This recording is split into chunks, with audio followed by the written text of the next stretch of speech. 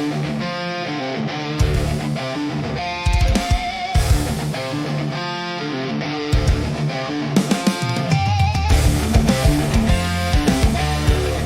everyone, we're going to go over the gold price action for the past couple of weeks. We'll do it on the daily chart so that we don't take up too much time. Then towards the end I will show you an execution of a trade that I took on this day. Was July 2nd. Interesting stuff. Let's hop into it and see what it looks like. So gold has been expanding for some time here. Massive expansion. This is all-time high. We put in a swing here, candle 2 closure, close inside and then expand lower into that low, into this fair value gap, hit an objective, right, and then reconsolidate, which is a continuation signature, and then here we continue lower after sweeping the consolidation high, put in equal lows here. We don't take that.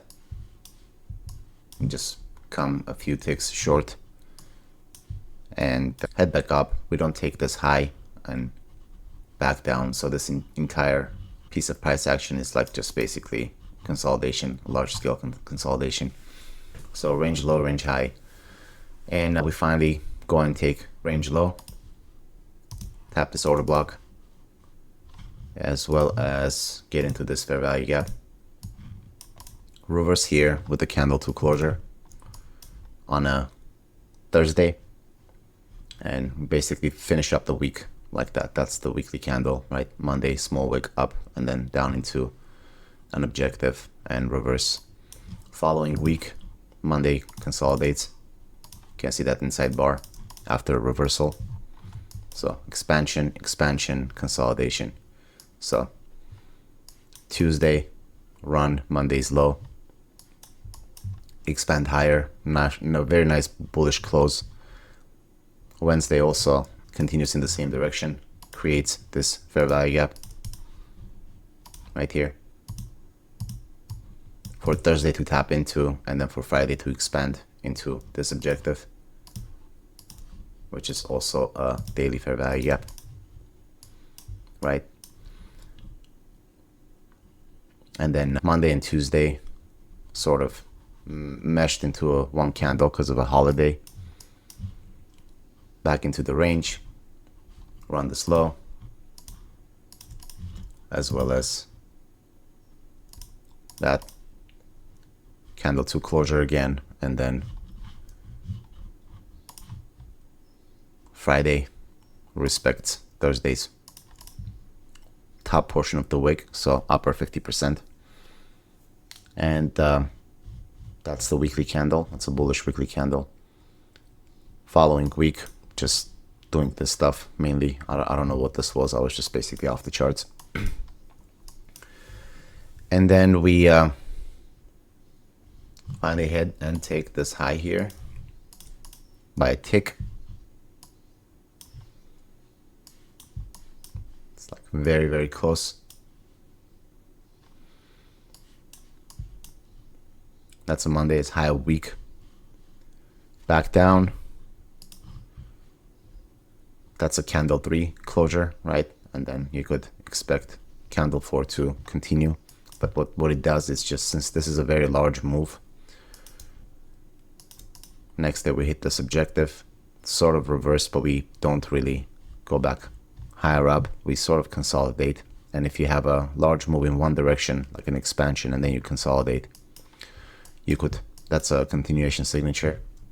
We run this high with SMT, gold with euro, takes this high, closes back inside the range, and Friday goes in the same direction as Thursday into that objective, sort of reverses, but remains here within this high and that low, sort of. And then the following week, Monday runs Friday's high as high of week, closes inside the range. Tuesday continues lower, takes out some liquidity, right?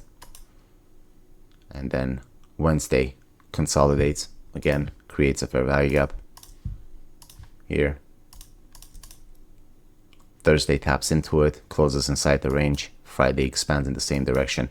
You can see like a mirrored image here, like a reverse mirror, where you have Monday, Tuesday running the low, Wednesday also staying here, creating a fair value gap. Thursday taps into it, Friday expands. You have Monday, Tuesday, Wednesday, creating a fair value gap. Thursday taps into it, Friday expands. Friday expands into this swing low here, but closes a bearish expansion candle. And if there's going to be a reversal, it will be the following week. So Monday as low week runs Friday's low. And this is where things become interesting. You have this very nice bullish candle 2 closure, expecting candle 3 to expand higher. Let's go on the hourly chart.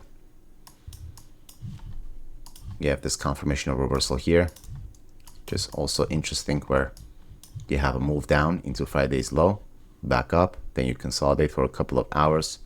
You run the consolidation low with another candle 2 closure, this time on the hourly chart, providing this change in the state of delivery, creating a fair value gap, right, and expand away from here. Later on, we provide this continuation signature, tap into it, expand higher, and finish the day here. So at the end of the day, we have this fair value gap,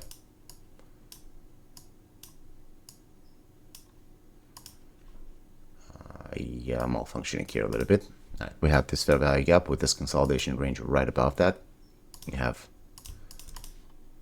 consolidation high, consolidation low. Beneath it rests this fair value gap in the upper 50% of the daily bullish candle.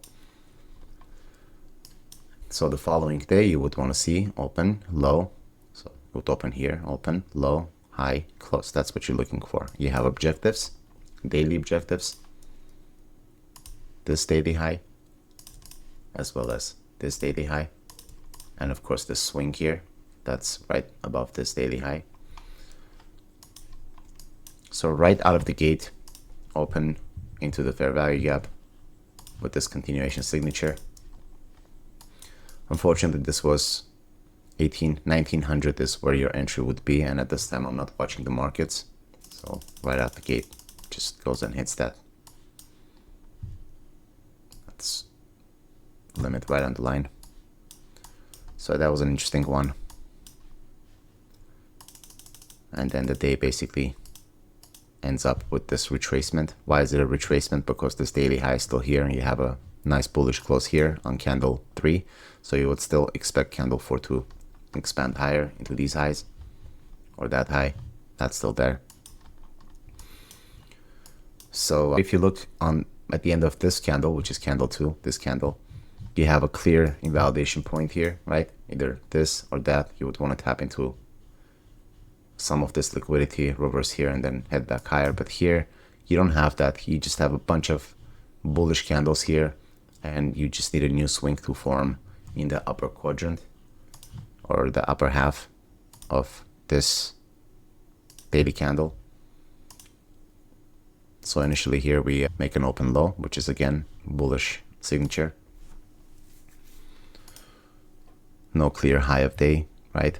And then you still have failure swings here.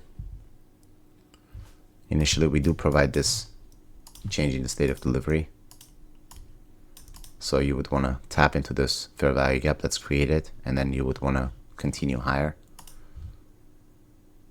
But then we get this seek and destroy kind of candle where it takes out the high, takes out the low, and just like closes bearish. So you would want to close over this. But then instead of that, the candle just dies and goes towards this low. So if you've got a consolidation, if you're assuming that this is the low that's supposed to hold and you're coming to it, then you would reverse off of this low. Your eyes go to this low immediately. And we take that as well. Another candle 2 closure, a bullish candle 2 closure. And then we finally, what do? Now we consolidate some more. And then we provide this change in the state of delivery. And then what time is this? This is 5 a.m. getting closer to New York.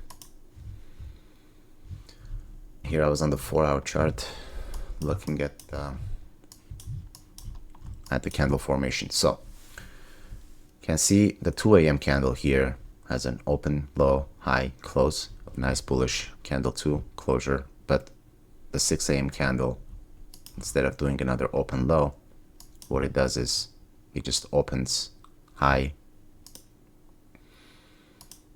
right, and then comes back and then goes even higher. So it's spending what, 2.5 hours of its lifetime on just doing this up and down movement. And then there's not much time left for, that's 9:45, the candle has basically ended, and then 10 a.m. is coming. So you would, if they were still going to expand and go towards these highs, it would be during the 10 a.m. 4-hour candle. And then here you can see how a true bullish candle should form, right? Open, low, like an expansion candle with a small wick and a body starting to form here.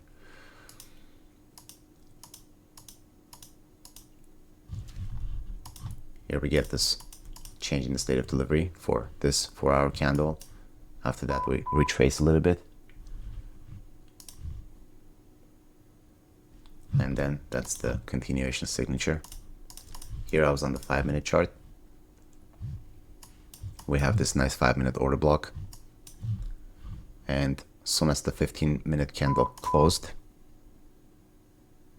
right there, I placed the limit order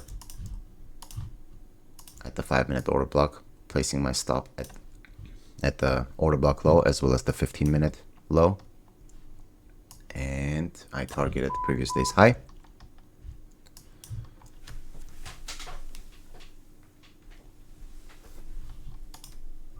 Here, since we were so late in the day, this was like almost 1 p.m. I just took off half my position here. Because if we were going to take this and then go and take the low, I would still be positive.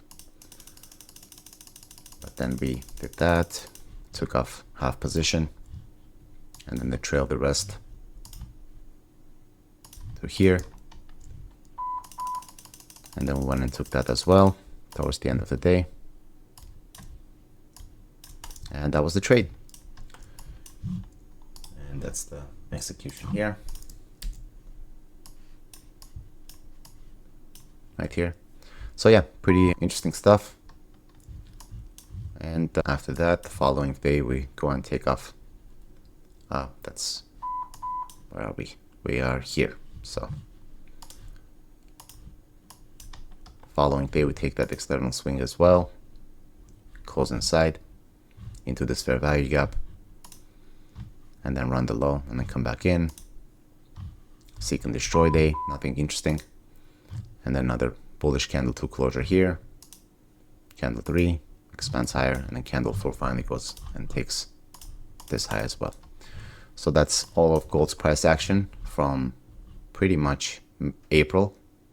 Tariff to Israel and Iran conflict. Ceasefire here, and back into liquidity, and then back up. So yeah, if you like this content, please like, subscribe, and we'll be sure to post some more. Thank you. Have a good one.